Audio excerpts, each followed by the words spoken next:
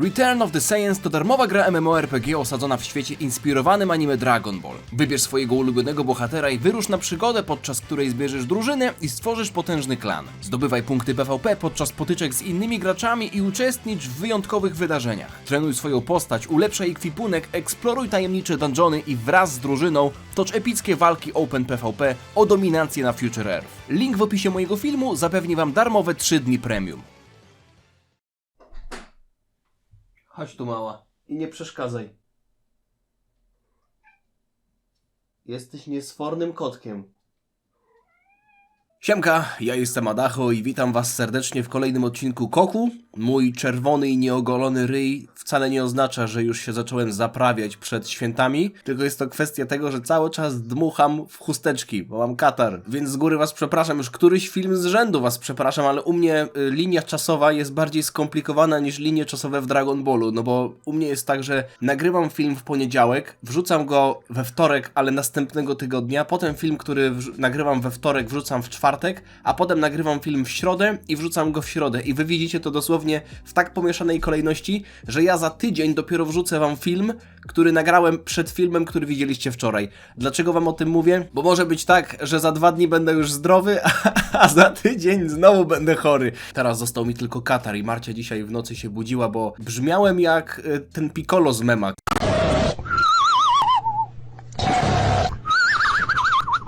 I z jednej strony moglibyście powiedzieć, ej, no ale przecież jak nie wrzucisz filmu jednego dnia, to nic się nie stanie.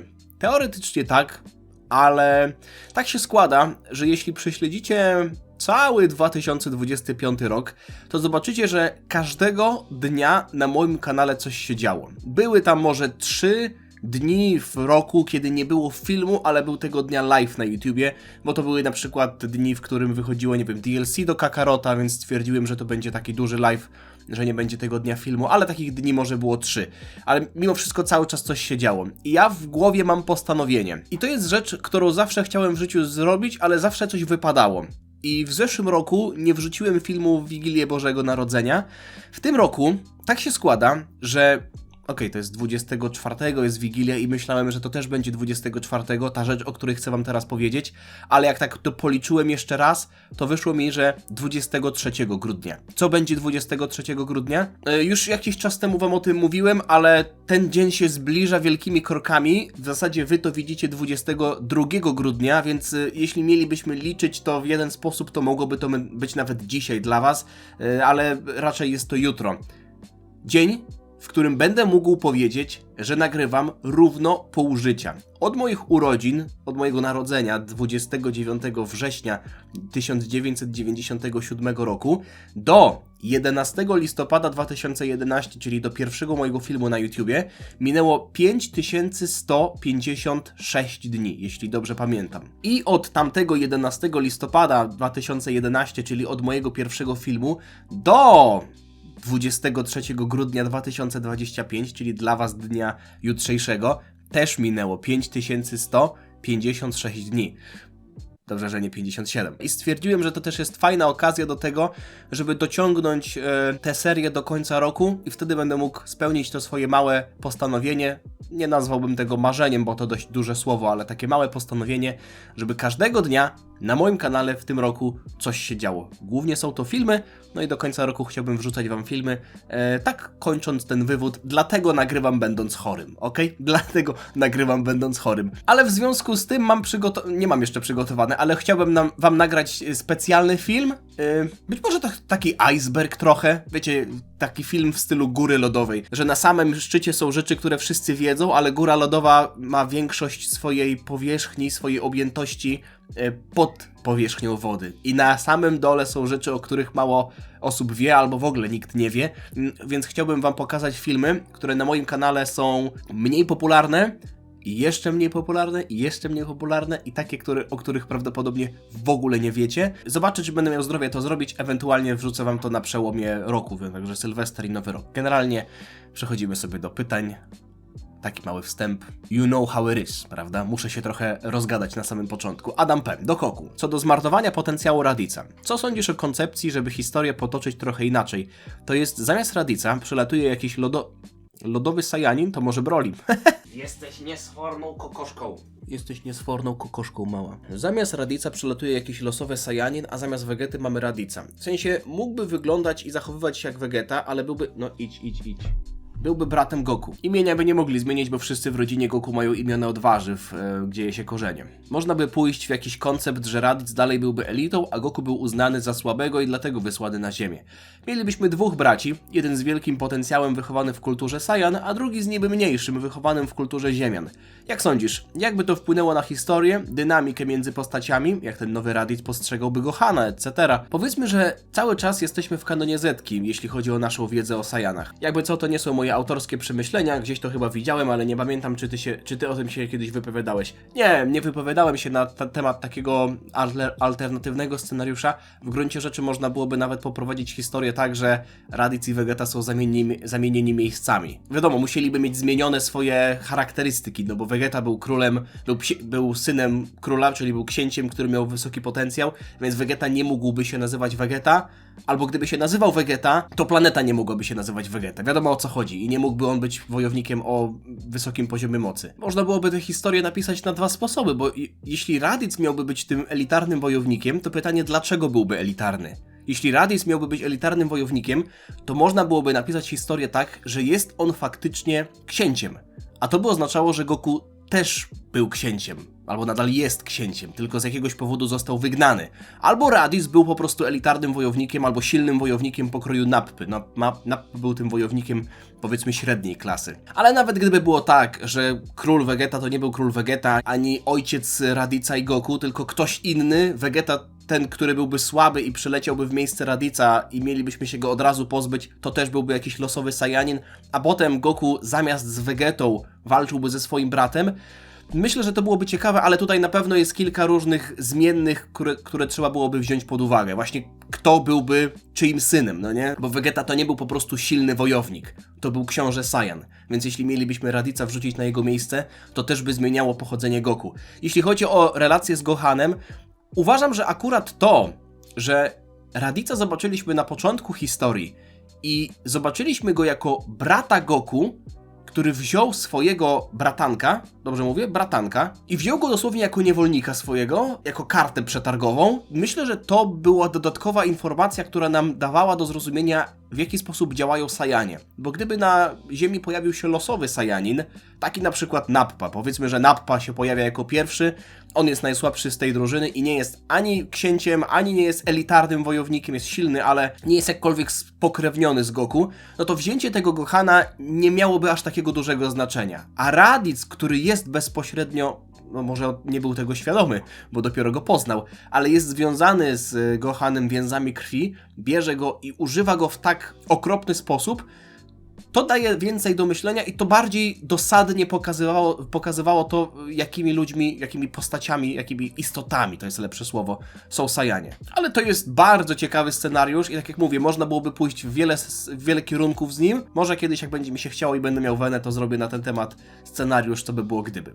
Michał Jurkiewicz, pytanie do Goku. Co by się stało, gdyby Zeno wymazał cały wszechświat, kiedy Raditz i Goku byli mali? Czy wszystko oprócz nich zostałoby wymazane, a oni lewitowaliby razem z Zeno w przestrzeni kosmicznej, czy może jednak Zeno miałby większą moc niż życzenie Bardoka? Jeżeli to pierwsze, to jak życzenie Smoka uchroniłoby Goku i Raditza przed śmiercią z głodu pragnienia?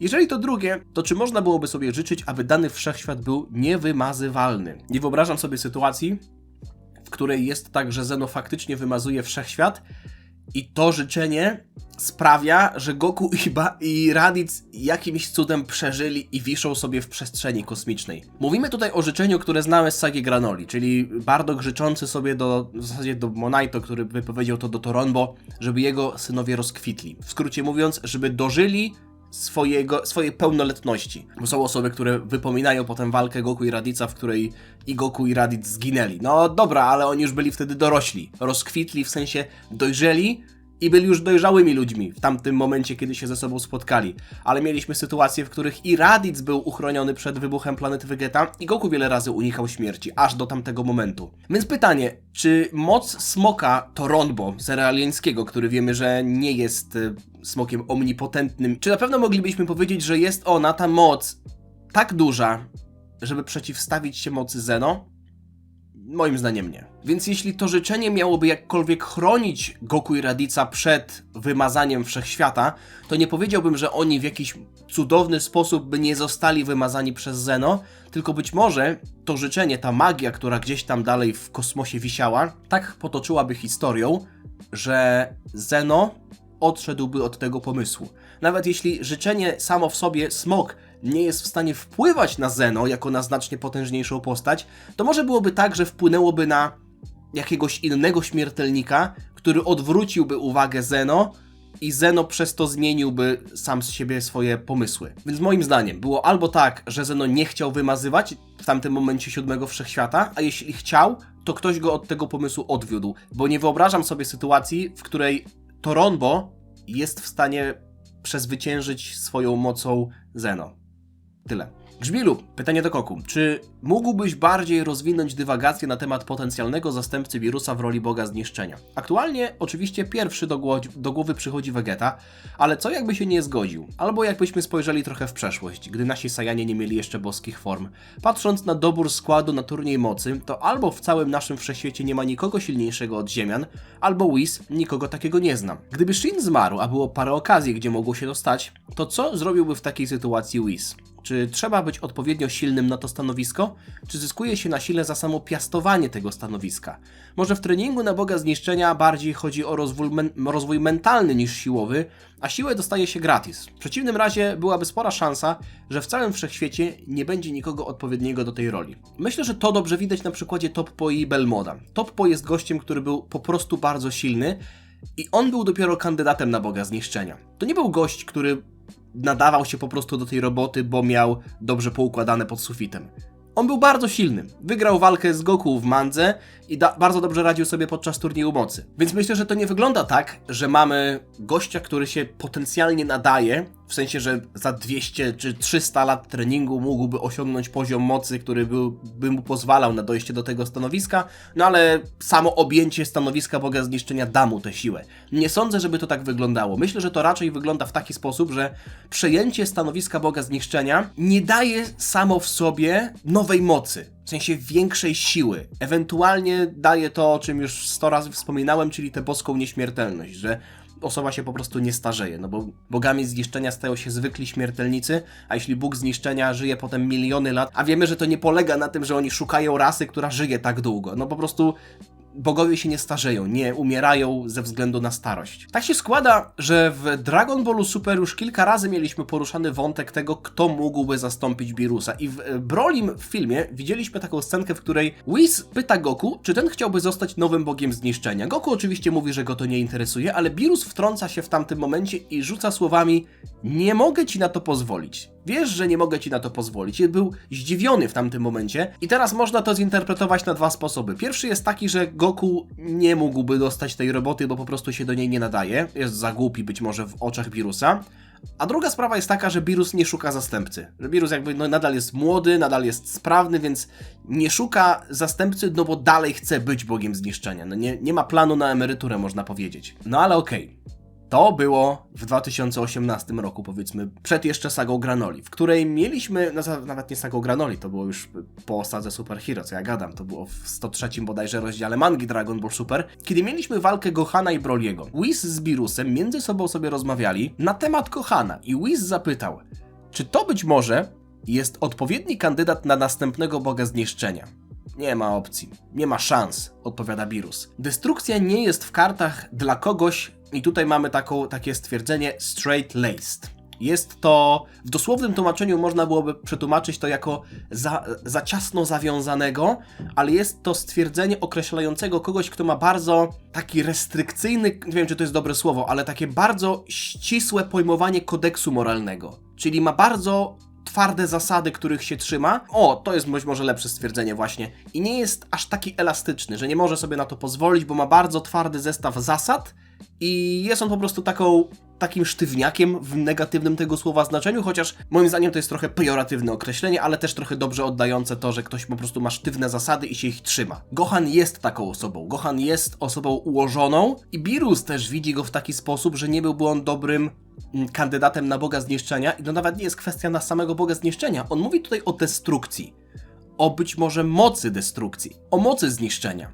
Tej mocy zniszczenia, którą przecież pokazał nam Vegeta w Sadze Granoli. Vegeta był w stanie przed transformacją w Ultra Ego wypowiedzieć słowa, które pokazały nam trochę, o co w tym wszystkim chodzi. Vegeta nie miał ludzi, których miałby chronić, nie miał planety, którą miałby ratować, po prostu był on tam sam, zatopiony w walce, w swoim szczęśliwym miejscu. To było coś, myślę, że czego Gohan w oczach Beerusa nie byłby w stanie zrobić, ale nawet biorąc pod uwagę, że Vegeta był w stanie korzystać z mocy zniszczenia, korzystać z Hakai, też z Ultra Ego, to pamiętamy, jak zakończyła się ta pierwsza runda walki Vegety i Granoli. Vegeta powiedział, że nawet przeprosił Lorda Beerusa i powiedział, że moc zniszczenia jest zbyt wielką rzeczą, jest poza jego zasięgiem.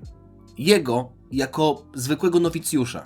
Więc jeśli Vegeta po tym wielomiesięcznym treningu nakierowanym na moc zniszczenia i oczywiście letnim treningu w ogóle związanym z Boską Ki i wieloletnim treningu w ogóle, nadal nie był w stanie osiągnąć takiego momentu, w którym mógłby panować nad tą siłą, to myślę, że nawet ten Vegeta, który w oczach wielu jest wskazywany jako postać, która najbardziej by pasowała na to stanowisko, nadal ma bardzo długą drogę do przejścia. No bo okej, Goku powiedział bezpośrednio, że nie chce, Gohan się nie nadaje w oczach Beerusa i też jest jeszcze jedna kwestia, o której chciałem w przypadku Beerusa powiedzieć, bo tak jak w Broly mieliśmy kwestię tego, nie ma opcji, nie mogę ci na to pozwolić, w sensie chcesz jakby zająć moje stanowisko? A w Mandze Beerus to powiedział w taki sposób, jakby Gohan się po prostu na to nie nadawał, ale Beerus nie zasugerował, że on nie szuka następcy.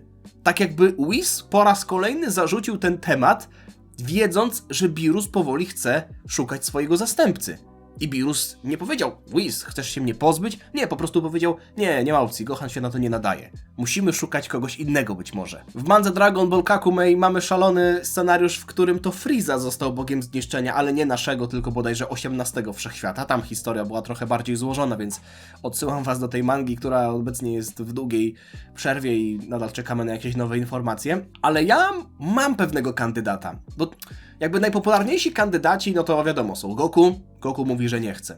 Zresztą Goku też się do tego raczej nie nadaje. Vegeta być może pod kątem swojego zachowania i też już doświadczenia z mocą zniszczenia i powiedzmy swojego bagażu mentalnego, myślę, że mógłby być dobrym bogiem zniszczenia, przynajmniej po jakimś czasie, gdyby faktycznie wszedł w tę rolę i trochę w niej pobył. Ale nie sądzę, żeby Vegeta chciał zostać bogiem zniszczenia, bo tak jak widzieliśmy to na turnieju mocy w wersji animowanej, mimo tego, że to był wymysł Toei, to on dobrze przedstawiał to, w jaki sposób bogowie zniszczenia muszą działać.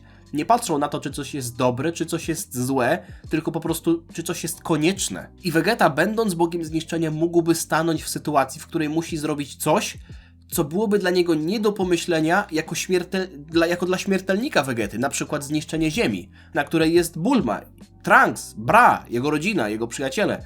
Więc generalnie Vegeta jako postać, która przez lata była budowana z tego zimnokrwistego Villaina do postaci, która coraz bardziej otwiera się na to ziemskie życie, na tę ludzką swoją stronę. Zbudował rodzinę, na której mu zależy, no bo turniej mocy, zresztą widzieliśmy to wiele razy już w Dragon Ballu Super. I teraz miałby zostać bogiem zniszczenia i to wszystko skreślić i jakby żyć sobie na planecie boga zniszczenia i zapomnieć o swojej rodzinie, no tutaj mielibyśmy bardzo duże zaprzeczenie. Więc mimo tego, że Vegeta pod kątem swojego zachowania i swoich predyspozycji myślę, że mógłby się nadawać, to jest jedna fundamentalna sprawa, która mu po prostu na to nigdy nie pozwoli, więc Vegetę z tego równania po prostu wykreślam. Dużo osób mówi też o Brolim. Myślę, że Broly póki co się bardzo do tego nie nadaje, bo oczywiście pod kątem poziomu mocy pewnie byłby w stanie dorównać innym kandydatom, nawet patrząc na jakiegoś top, po Goku, Vegetę wiadomo tak samo, ale myślę, że on przez długi czas nie będzie w ogóle brany pod uwagę, no bo umówmy się, że to nie jest kwestia tylko poziomu mocy. To tak jakby na przykład wziąć, nie wiem, Roberta Lewandowskiego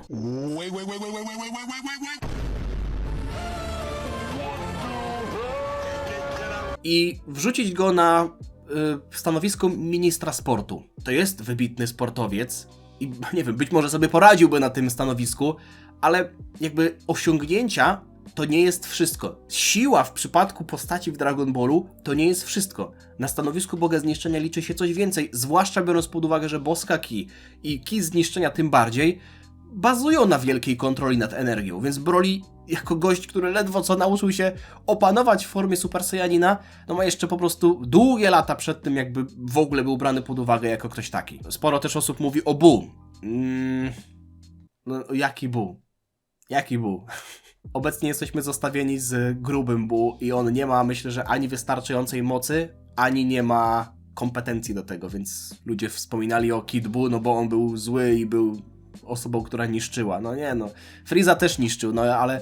Frieza no też jest tutaj brany pod uwagę, ale nie sądzę, żeby Goku i Vegeta pozwolili na to. Nie wiem, może nie mieliby nic do gadania, ale Beerus myślę, że zna Friezę i nie chciałby, żeby ktoś taki szemrany przejął jego stanowisko. Chociaż w tym momencie Frieza straciłby trochę swój urok, bo ta postać stałaby się trochę takim, nie wiem, trudno go nazwać protagonistą, bo Beerus nie jest ani protagonistą, ani antagonistą. Był antagonistą w Battle of Gods, potem był raczej po naszej stronie, jest postacią neutralną. Więc Frieza z gościa, który jest z krwi i kości antagonistą, z którym prędzej czy później nasi będą się musieli zmierzyć, no miałby być bogiem zniszczenia, który nawet nie może się mieszać w sprawy śmiertelników. Myślę, że Friezy by to nie obchodziło, a jeśli by objął takie stanowisko, to i tak łamałby prawo. I Beerus myślę, że jest tego świadomy. Dlatego teraz przejdę do osoby, która moim zdaniem mogłaby pasować.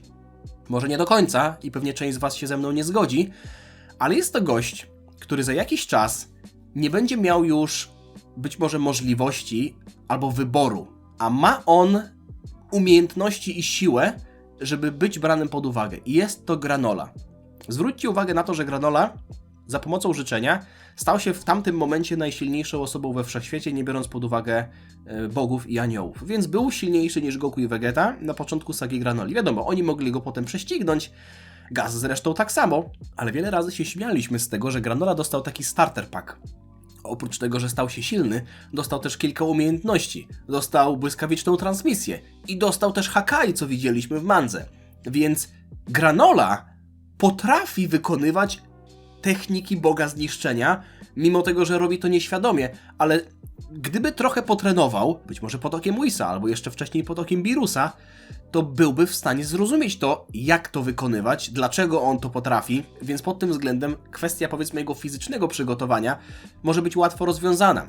No i wiemy, że Granoli zostały 3 lata. Nie wiemy, jak sytuacja będzie wyglądać, kiedy manga będzie kontynuowana, ile czasu mu wtedy zostanie, ale z jednej strony jego historia może być zakończona, bo on już jakby jest pogodzony z całą swoją przeszłością, żyje sobie spokojnie z Monaito i można powiedzieć, że buja się na fotelu bujanym, ma pole kukurydzy przed sobą jak w Interstellarze i tylko czeka na spokojny koniec swoich dni. Ale można byłoby zrobić tak, że jeśli miałby on zostać przy życiu, to można byłoby go wtedy wsadzić na rolę Boga Zniszczenia i dostałby tę boską nieśmiertelność. Moim zdaniem byłoby to ciekawe, ale to musiałoby nastąpić naprawdę niedługo, a z drugiej strony nie chciałbym się żegnać z Beerusem, więc mimo tego, że Granola w moich oczach trochę pasuje na tę opcję, może nie do końca, nie mówię, że to jest idealny kandydat, ale na pewno lepszy niż Broly, czy Buu, czy Vegeta, który, jak już powiedziałem, jest jeden wielki problem z tym, dlaczego Vegeta nie mógłby zostać Bogiem Zniszczenia.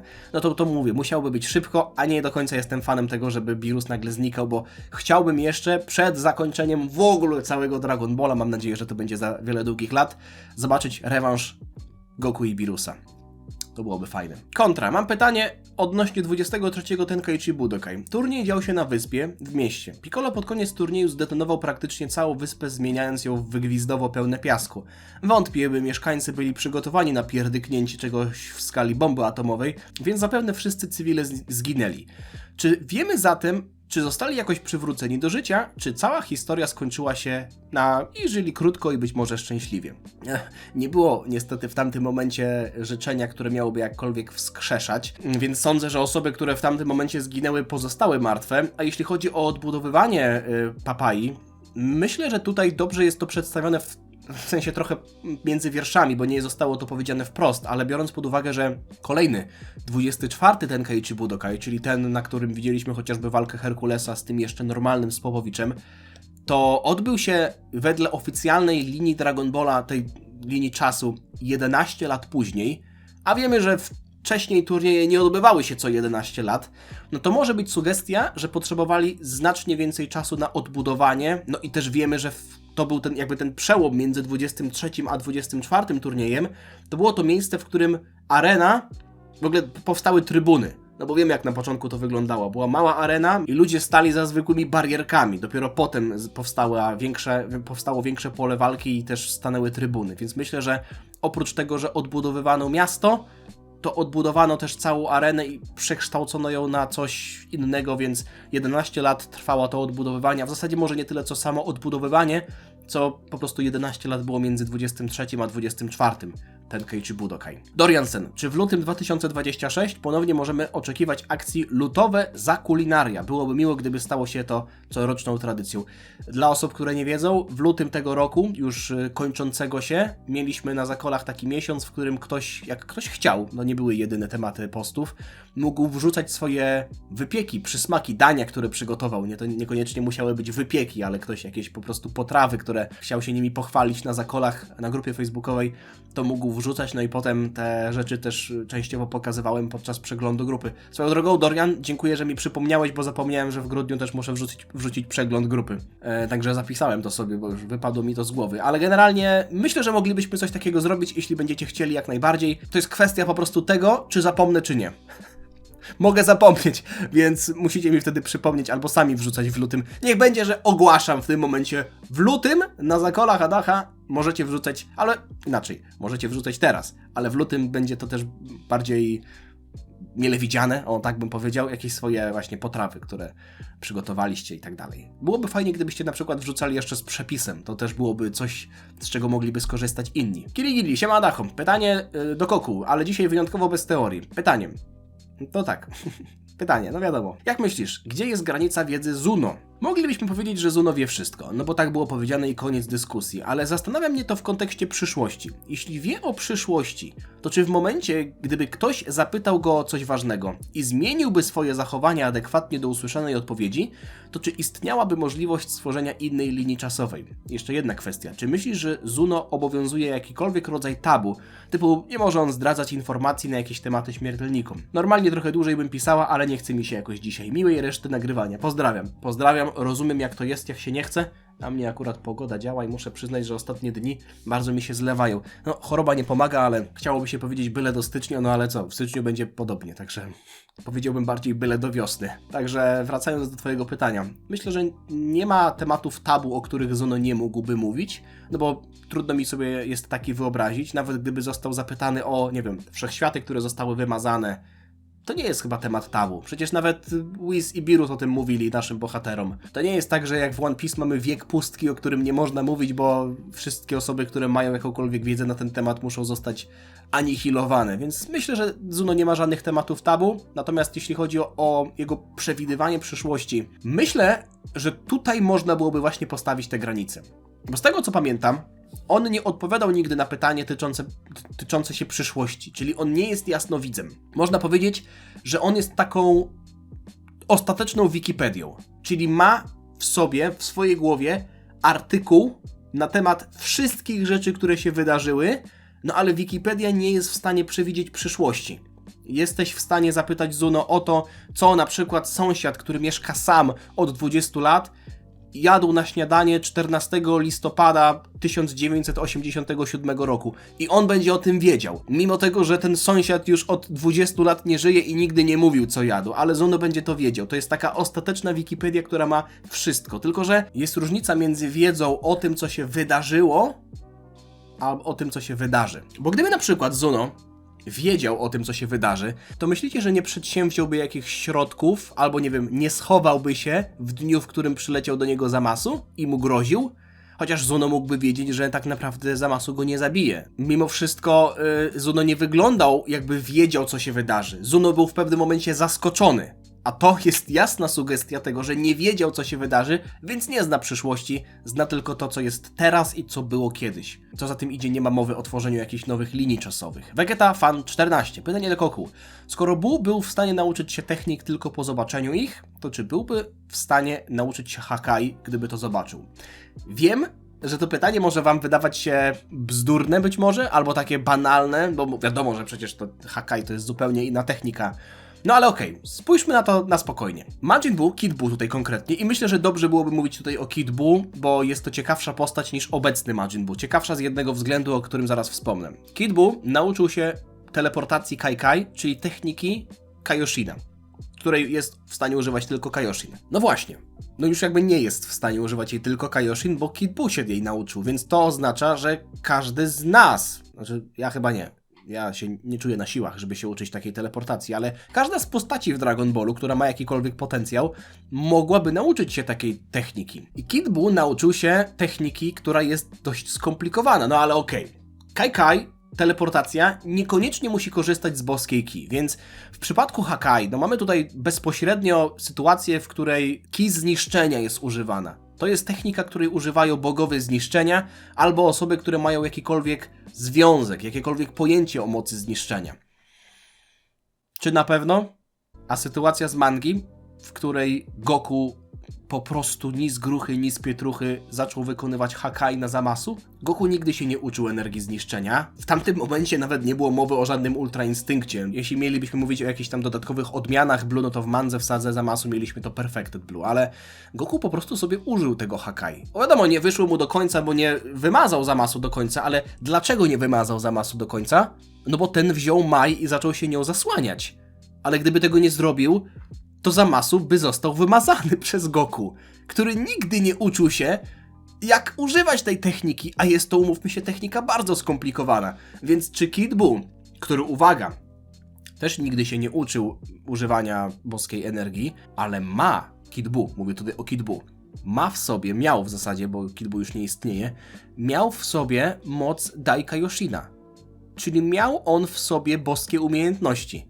Czyli Kid Buu był w stanie być może wykrzesać z siebie jakąś boską ki. Wiadomo, Dai Kaioshin to nie był Bóg zniszczenia, to są jakby dwa różne miejsca w tej hierarchii bogów, ale Goku w ogóle nie był związany z jakąkolwiek hierarchią bogów. Miał po prostu dostęp do boskiej ki, w sensie do zwykłej boskiej ki, nie do ki zniszczenia. Więc Kid Buu może by mógł faktycznie, jeśli spojrzymy na to w taki sposób. Tomczek, pytanie do Koku. Siemanka, ostatnio sobie ponownie oglądałem Superkę i zauważyłem ciekawą rzecz. W 65. odcinku Goku wraz z Vegetą wypuszczają wspólnie Kamehameha albo coś podobnego. Myślisz, że to tylko błąd, lenistwo, czy może coś więcej? Powiedzmy, że sobie zerknąłem na tę scenę i cieszę się, że tutaj pytasz o takie rzeczy szczegółowe, no bo na tym w dużej mierze polega ta seria, ale wydaje mi się, że nie jest to Kamehameha. Być może jest to kolorystycznie atak przypominający Kamehameha, dźwięk może był podobny, ale po pierwsze, pamiętajmy, że w tamtym momencie to Toei sobie to wymyśliło.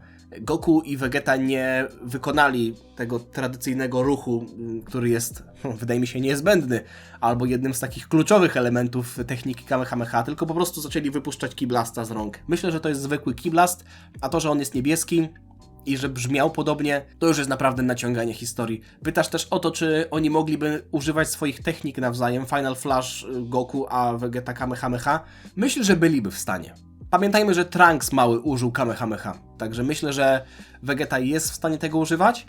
Tak samo jak wiemy, że raz użył błyskawicznej transmisji, ale powiedział, że nie będzie kradł tego jego popisowego ruchu, więc podejrzewam, że podobnie jest z Kamehameha. Mógłby to zrobić, ale myślę, że jest za dumny, żeby tego używać, a z drugiej strony Goku po co miałby wykonywać techniki Vegety, skoro ma swoje. Vegito, który przecież był złączony i używał Final Kamehameha, może być, nie mówię, że jest, ale może być dowodem na to, że obaj potrafią robić jedno i drugie. No bo z drugiej strony można byłoby to zinterpretować w taki sposób, że część Vegety, która potrafi Final Flasha i część Goku, która potrafi tylko Kamehameha, złączyły się i dlatego Vegito był w stanie wykonać ten atak.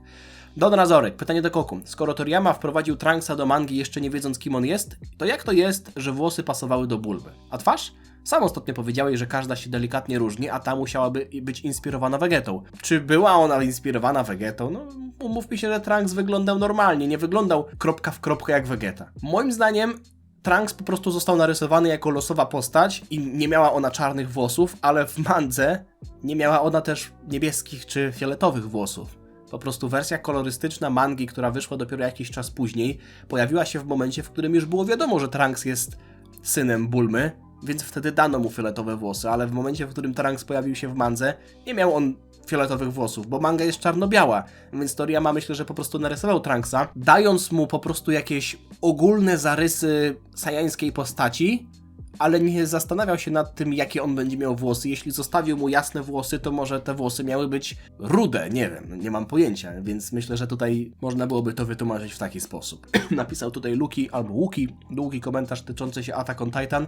No wszedł bardzo głęboko w pupkę Attack on Titan. Ostatnio w sobotę na live'ie oglądałem Attack on Titan, 6 odcinków obejrzałem i doszedłem sobie do 16. I od razu wam powiem, jeśli ktoś nie oglądał tego anime i nie chce słuchać spoilerów, to wiadomo, tradycyjnie na dole są rozdziały, więc przewijcie sobie teraz w tym momencie, bo będę mówił o rzeczach, które się wydarzyły tam do 16 odcinka. Nie jakoś szczególnie obszernie, bo myślę, że osobny film z przemyśleniami o tej serii nagram.